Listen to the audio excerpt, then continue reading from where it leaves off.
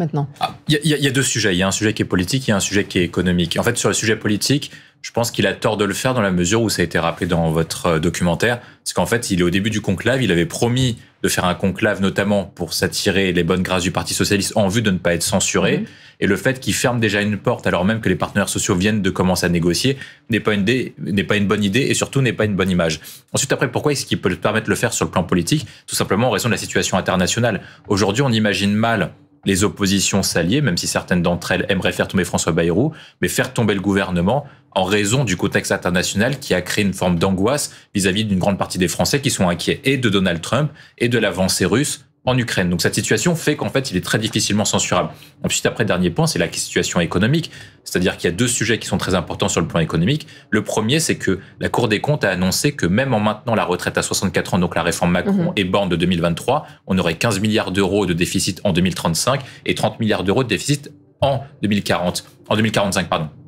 Et donc, lorsqu'il avait créé le conclave, il avait donné une équation qui était simple, c'est qu'il permettait les réformes à l'intérieur de la réforme de la retraite. Par contre, ça ne devait pas dégrader la situation. Donc, en fait, il dit tout haut la seule possibilité qui était possible, qui était celle de maintenir les 64 ans, ou en tout cas de les réformer plutôt à la marge. Et après, dernier point, c'est que depuis l'accrochage entre Donald Trump et Volodymyr Zelensky, l'Europe a annoncé un effort de défense qui sera beaucoup plus important. Donc 40 milliards d'euros pour la France d'ici les 5 prochaines années. Ces 40 milliards d'euros, vous devez les trouver quelque part. Et donc le plus simple, c'est de maintenir la réforme des retraites en l'état. Alors on le sait, les Français se sont dit plutôt en faveur d'un effort de...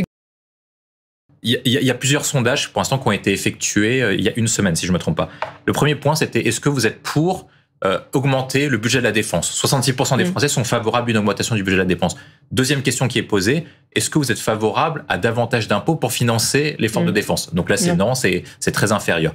Troisième point, c'est est-ce que vous êtes prêt à sacrifier d'autres dépenses pour financer l'effort de guerre? Là, c'est oui. Le problème, c'est qu'on ne rentre pas dans qu'est-ce que c'est que les dépenses qui seraient contraintes. On ne s'attendait pas à ce que le mot retraite refasse surface, peut-être. Effectivement. Je pense que le sujet, notamment, si je dois faire une synthèse de tout ça, et notamment des éléments, des sondages quantitatifs qui sont effectués, c'est que lorsqu'on voit, est-ce que vous êtes prêt à avoir une armée qui est plus puissante et une France qui soit plus puissante sur le plan militaire? C'est oui. Est-ce que vous êtes prêt à soutenir l'Ukraine? C'est oui. Par contre, si vous demandez aux Français, est-ce que vous êtes prêt à faire plus d'efforts pour avoir une armée puissante et pour soutenir l'Ukraine, là, c'est uniquement 25% des Français qui sont pour, sur les 66 que je vous ai cités. Donc, en fait, tout dépend des modalités et tout dépend des contraintes qui sont faites. Je pense que les Français, en fait, de synthétiser ça, ils espèrent qu'on puisse faire des économies sur le train de vie de l'État ou sur d'autres manières. Mais pour l'instant, il n'y a pas d'accord volontaire sur le fait de travailler plus, ou en tout cas sur le fait de sacrifier une partie des dépenses sociales pour financer la réforme des retraites. Quoi qu'il en soit, les réactions des oppositions, on va entendre dans un instant le représentant de la CGT, mais les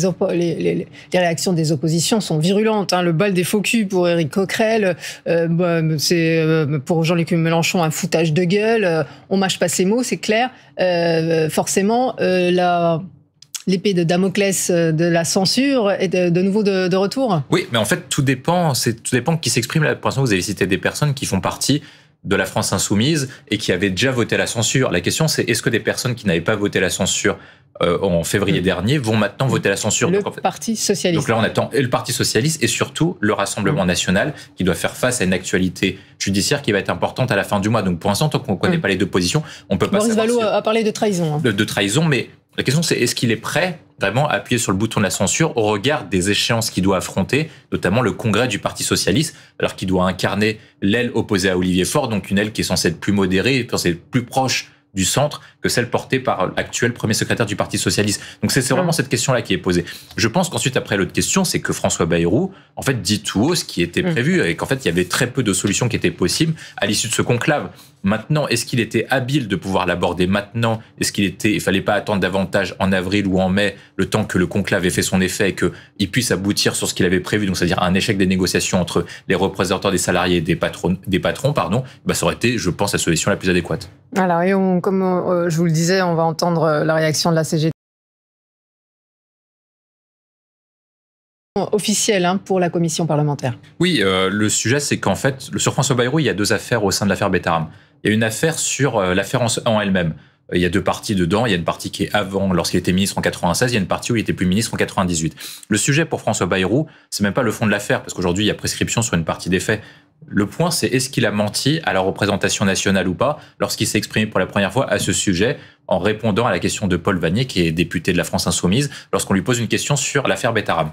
Et lorsqu'il pose à cette question, on voit qu'il y a des imprécisions. Et en fait, cette commission d'enquête a été lancée pour pouvoir blanchir son nom et pour dire qu'effectivement, il n'était pas au courant des choses qu'il avait annoncé ne pas être au courant. Et donc, cette commission d'enquête doit lui permettre de répondre. Pourquoi est-ce que la commission d'enquête est importante? Une commission d'enquête dispose de moyens d'investigation qui seront plus importants. Donc, ils pourront demander des pièces sur lorsqu'il était ministre, notamment à son cabinet ou aux différents pouvoirs publics auxquels il a occupé, donc la mairie de Meaux et le conseil général de Pyrénées-Atlantiques, en disant est-ce qu'il pouvait avoir tous les éléments nécessaires et est-ce qu'il était mis au courant par les autorités de l'école Betaram sur l'affaire en question. Premier point. Deuxième point, ils pourront éventuellement savoir s'il y avait des liens, notamment avec sa femme, et est-ce que sa femme, qui donnait des cours de catéchisme à cette école, pouvait être au courant ou pas. Et dernier point, c'est est-ce que des personnes auraient pu lui refaire monter l'information. Donc, toute cette commission d'enquête va pouvoir établir tous ces points-là.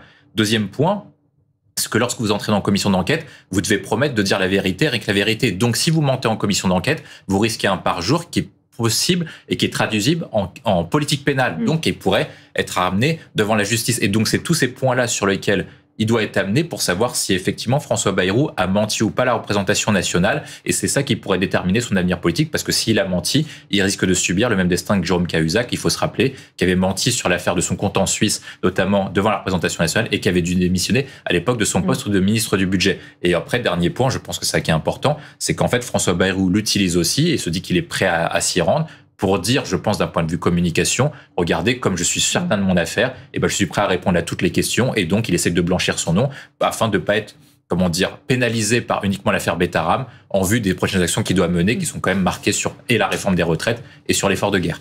On a souvent dit que François Bayrou était en danger.